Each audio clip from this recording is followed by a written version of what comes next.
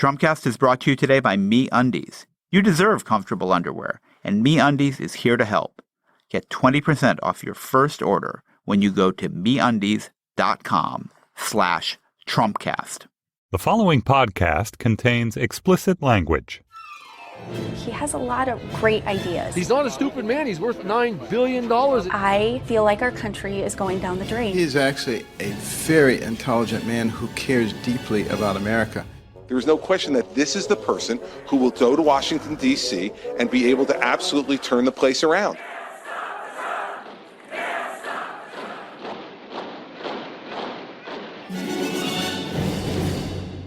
Hello and welcome to Trumpcast, the show about the man who calls himself the king of illegal immigration, Donald Trump. And I'm the prince of punditry, Jacob Weisberg. So you know Michael Kinsley's famous definition of a gaffe? It's when a politician accidentally tells the truth. And that's just what Hillary Clinton did on Friday at a fundraiser in Manhattan. She said that half of Trump's supporters are just people who are frustrated about the economy and with the government, who deserve our help and sympathy. And she said that the other half represent a basket of deplorables. It was admittedly a weird phrase to describe people she said hold views that are racist, sexist, homophobic, and so on. I think she might have been reaching for the more familiar idiom, a parade of horribles. Or maybe she was thinking about one of my kids' favorite movies, The Incredibles. Anyhow, Clinton regretted saying it, at least the half part.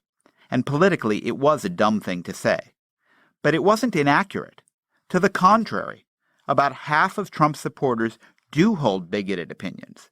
Jamel Bouie went into this in a piece in Slate yesterday.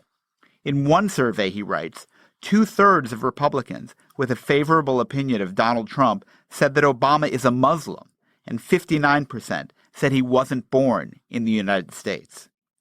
There was also a Reuters survey in June about the racial attitudes of Clinton, Trump, Cruz, and Kasich supporters. Nearly 50% of Trump supporters said blacks were more violent than whites, and that blacks were more criminal than whites. More than 40% said that blacks were more rude than whites, and more than 30% said that blacks were lazier than whites. That weave on Trump's head? It's worse than a basket of deplorables. It's a nest of despicables, or a lodge of detestables. My producer is asking me to please stop now. My guest today has been following the story of the policy shop Trump set up in Washington. He didn't pay much attention to the policies it produced, and he didn't pay people who worked there, so they quit. I'll be back with Josh Rogin of the Washington Post right after we do the tweets.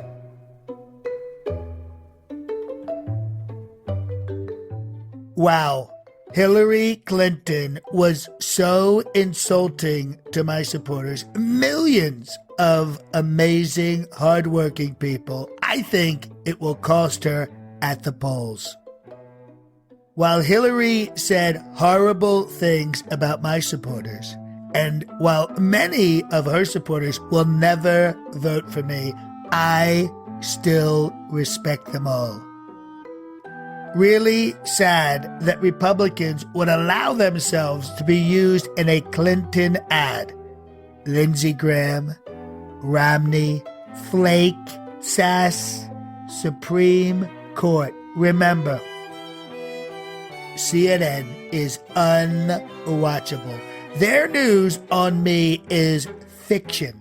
They are a disgrace to the broadcasting industry and an arm of the Clinton campaign.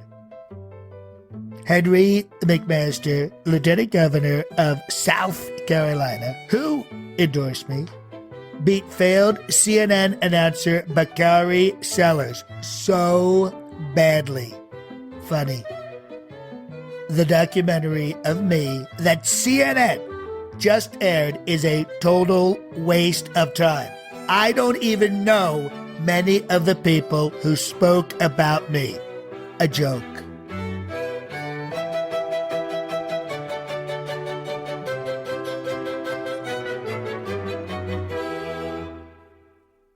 Today's episode of Trumpcast is brought to you by MeUndies. Whether you're wearing a suit or sweats, you spend almost 24 hours a day in your underwear. But instead of making a statement, your underwear is probably boring. MeUndies is here to change that. Every pair of MeUndies is made from sustainably sourced modal, a fabric that's twice as soft as cotton. And I can attest, they're really comfortable. Nothing can really describe the fit and feel of MeUndies, but once you wear them, you'll understand why they're called the world's most comfortable underwear.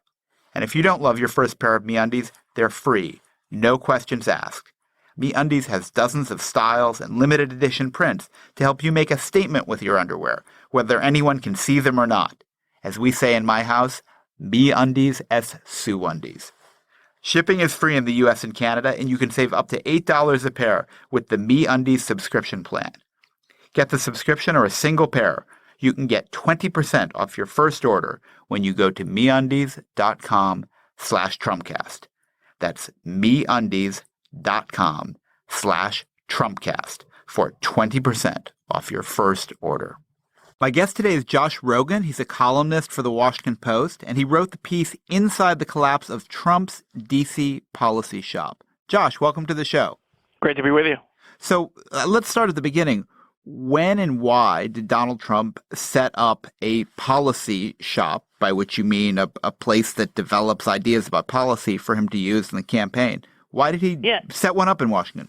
Sure. Let me take you back to spring, April to be exact, when the Trump campaign realized it was in a heated battle with several other Republican campaigns that they thought at the time was going to last through the convention.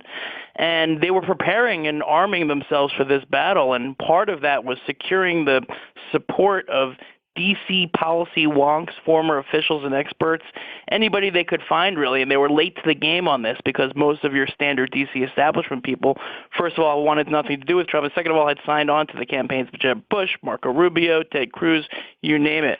So when they finally got around to doing this, they basically took anybody and everybody who would sign up. And this was sort of a mishmash of people who were left over, who didn't get into the other campaigns, some people who really just believed that Trump was the best candidate. And they set it up in D.C., and they put it under the supervision of Rick Dearborn. And Rick Dearborn is a man who's the chief of staff for Senator Jeff Sessions, who was one of the first and most prominent sitting GOP lawmakers to actually come out and enthusiastically support Donald Trump. So they went about setting up the shop. They rented some office space in Alexandria, Virginia. Some people showed up every day, like a 9 to 5. Some people were phoning it in. Some people were teleworking. Some people were working part-time where they kept other jobs. And they just started the process of what these campaign policy shops do, just churning out policy papers, setting up surrogates to write op-eds for wherever they could get them placed, trying to come up with ideas for how Trump could do things on policy, foreign policy, domestic policy, you name it, right? But the first thing that happened was all of these people realized that the Trump campaign was not like any other campaign, especially when it comes to the policy. And what they ended up having to do was follow the candidate. And every time Trump would utter something, a bunch of people in the policy shop would run around and try to figure out the policy that makes it make sense. So he would say one of these things about building the wall or immigration or trade, and they would carefully develop policies to support those ideas. They would publish detailed white papers, and then, of course, the campaign would publish those white papers, and those would become Trump's coherent, consistent policies, right? Well, that was sort of the idea on paper, but it didn't really play out that way for a couple of reasons. One is that the Trump campaign in New York never really took this D.C. policy shop very seriously. They loved having them do all this grunt work that needed to be done, especially when it came to the time of the Republican National Convention. There was a ton of grunt work, and that's when the policy shop was really kicked into high gear. But always in New York, they always had other ideas for what Trump should say and do, and they their whole theory of the case is that if you're going to vote for Donald Trump, you don't really care about policy in the first place, and so they weren't really worried about it too much. And whenever something big happened, like Trump would announce a ban on Muslims or one of these things, that didn't come from the D.C. shop. That all came from the New York headquarters. And those people were getting paid, and those people were close to Trump, so those people really had all the power. And then the D.C. people were sort of left to figure out where they fit into this sort of mess. Well, you say the people in New York were getting paid, so he was hiring people in D.C. and they weren't getting paid? Yeah, so this is what eventually happened is that, according to several of the people who used to work for this D.C. policy shop, they were under the impression they were going to get paid at some point, Most jobs work that way. I mean, it's not a full, right? I mean, these are full-time jobs. These are people who need to work for a living. This isn't like Sheldon Adelson. Well, that's exactly right. I mean, the whole theory was that the Trump campaign was supposed to be this small operation that was pinching pennies and wasn't going to build this huge infrastructure. At the same time, a lot of these people were devoting their full-time careers to this, and they were told that some money was coming. And over time, they sort of realized that this was never, ever going to happen. And there were campaign leadership changes at the top. When Paul Manafort took over, he said he wasn't going to take a paycheck. Of course, Paul Manafort didn't need the money. And after the convention, people started to look around in this D.C. shop and say, okay, are we getting these checks or not? And when they figured out that they weren't, many of them jumped ship. So did Trump use any of the policies? I mean, when you go to his website, there aren't really any policies there, as people have pointed out. But, I mean, did he make any use of any of the stuff they came up with? Yeah, it's unclear that what they were producing had any real effect on the direction of the Trump campaign. Some of the stuff did somehow seep in to the speeches. A lot of the lists of experts that they built this huge National Security Advisory Committee, an economic advisory team. The Trump campaign would announce these teams full of all of these people like they were really advising Trump, but they weren't actually advising Trump. They would meet with him once or not at all. So they used the products, but not not for real policy, just to sort of pretend that they had this robust policy depth that they never really cared about. So they weren't really using the policies except here and there. They weren't paying the people who were working on them, who expected to get paid. And not surprisingly, according to your story, people quit. Well, that's exactly right, and then some other things happened along the way. A couple of the people managed to get pay. There's this guy named Waleed Faris, who is the head of sort of the Middle East brain trust inside the Trump campaign, and he somehow managed to get like $13,000 a month. Trump has a Muslim advisor. Is he? It sounds like a Muslim name. Does Trump have a Muslim advisor? He's actually a Christian Arab, but he organized Muslims for Trump. It was a sort of an AstroTurf organization that pretended that Trump had big support among Muslims. The head of Muslims for Trump is not a Muslim. Okay. Exactly. So somehow some people managed to get paid, but most of them didn't, and for that reason, a lot of them decided eventually to just quit. And it no longer exist? I mean, did it actually just fold up and go away? No, it still exists. So you still have this guy, Rick Dearborn, he's getting paid, but is also getting a Senate salary. You've got a guy named John Mashburn, who's a very sort of famous conservative staffer who used to be the chief of staff for Senator Tom Tillis. You've got their assistants. You've got another guy named Joseph Schmitz, who was Pentagon Inspector General until he resigned under accusation of corruption, and he's still running something called a surrogate war room. So there are some people who either didn't expect to get paid or it didn't bother them that they weren't get paid. So it's still going on, but as the campaign acknowledged to me in my article, most of the stuff has just moved to New York. After the convention, after the platform was done, after all that stuff, they really didn't think they really needed this anymore. They decided to just call it a success, but no matter whether it was or not, and just move a couple people to New York, and that's that. Meanwhile, it would actually be useful to have some people who are developing policies that Donald Trump could put up on his website that would support these things he says. But he doesn't seem to want to do that at all with the D.C. shop or the New York shop or anybody else. Yeah, I mean, they wrapped up the nomination earlier than they thought, so they didn't really have to care whether or not they were securing Republican experts as part of their campaign, because the Republican experts really had nowhere else to go. And after the convention, they decided that policy wasn't really the reason that people are going to vote for Trump in the first place, so they weren't going to really put a lot of meat on the bones, right? And, in the sense it just withered away. It wasn't a conscious decision to say we don't care about policy. It's just that they didn't care about it, so it atrophied. So let's think the unthinkable here for a minute. If Donald Trump won the election, where would his policies come from? I mean, when Bill Clinton was elected in 1992, or when Barack Obama was elected in 2008, or when George Bush was elected in 2000, they had a set of policies that people had been working on for a year or more that then formed the basis of what they did in their first year in office. Where's Trump going to get that? It's interesting because in the skeleton staff in New York is this guy named Stephen Miller who writes the speeches and travels with the candidate. He talks to his children about it a lot, especially Jared Kushner.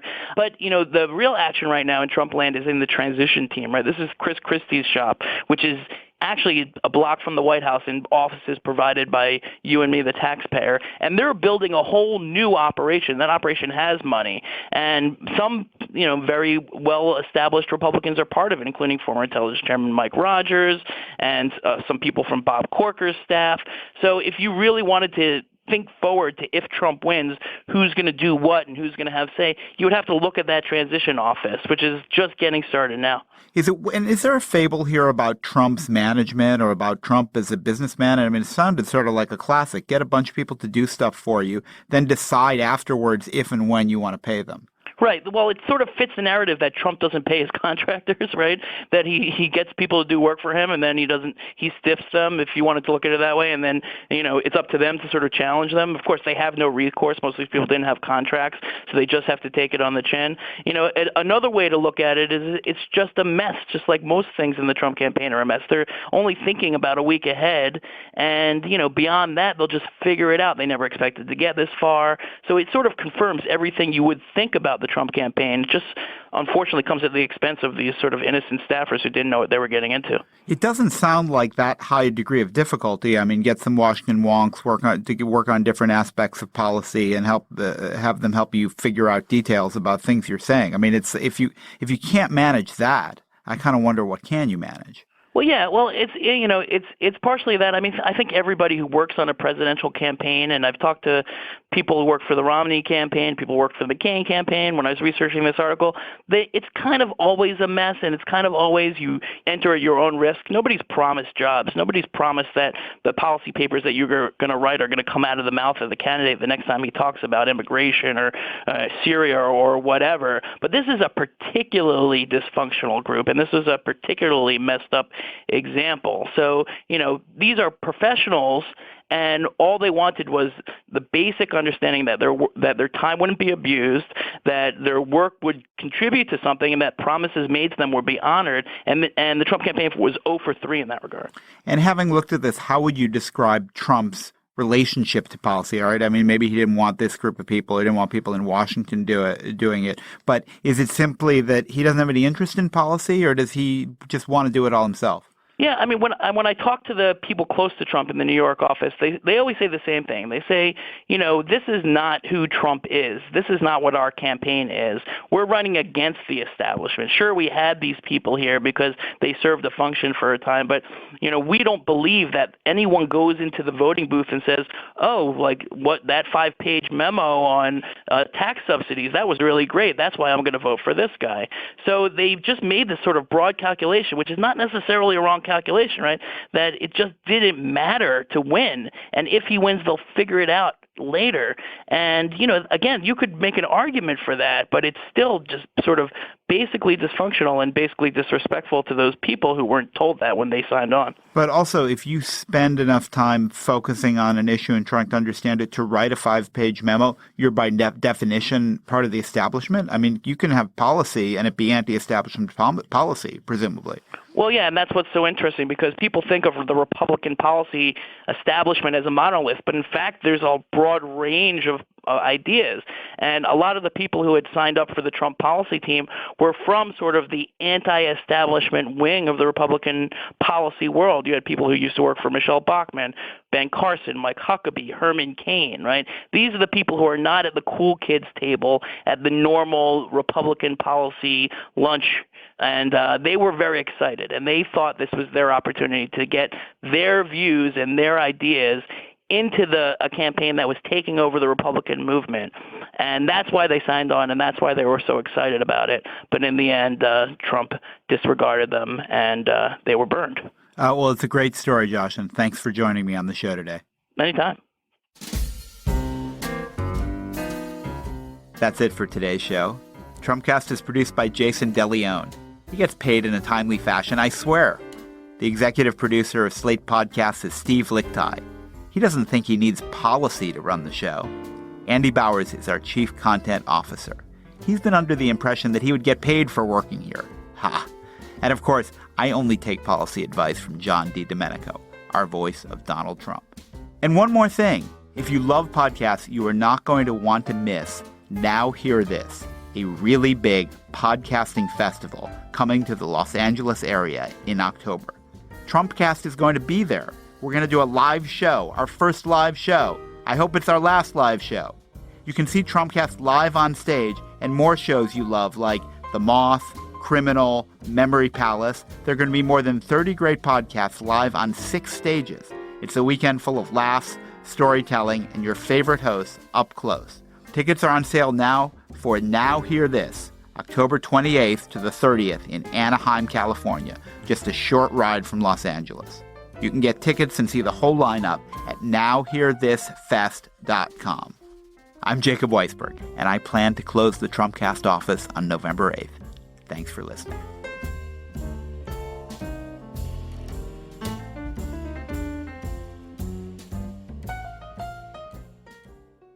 Hillary Clinton obviously has some health issues, but I would like to voice my concern and say, Hillary, get better.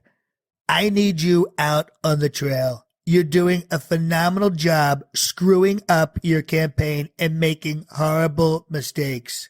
In every city, she encouraged them to enjoy what she called the cheerful hurly-burly of city life. In every town. And now we've just been around long enough, and the town looks so much better. There are people who want to change things. And I thought, oh my gosh, that is so cool. Why can't we do that in my community and other communities everywhere? To make them better. My point to them is it can be better. It can be better than that. It'll be different. Or to protect things from getting worse. If you're a responsible person, you have to oppose things that are dumped right on your neighborhood, right in an area that you know about. I'm Rebecca Shear, inviting you to check out Placemakers, the podcast from Slate Magazine about the spaces we inhabit and the people who shape them. Subscribe now to Placemakers. You'll never look at your community the same way again.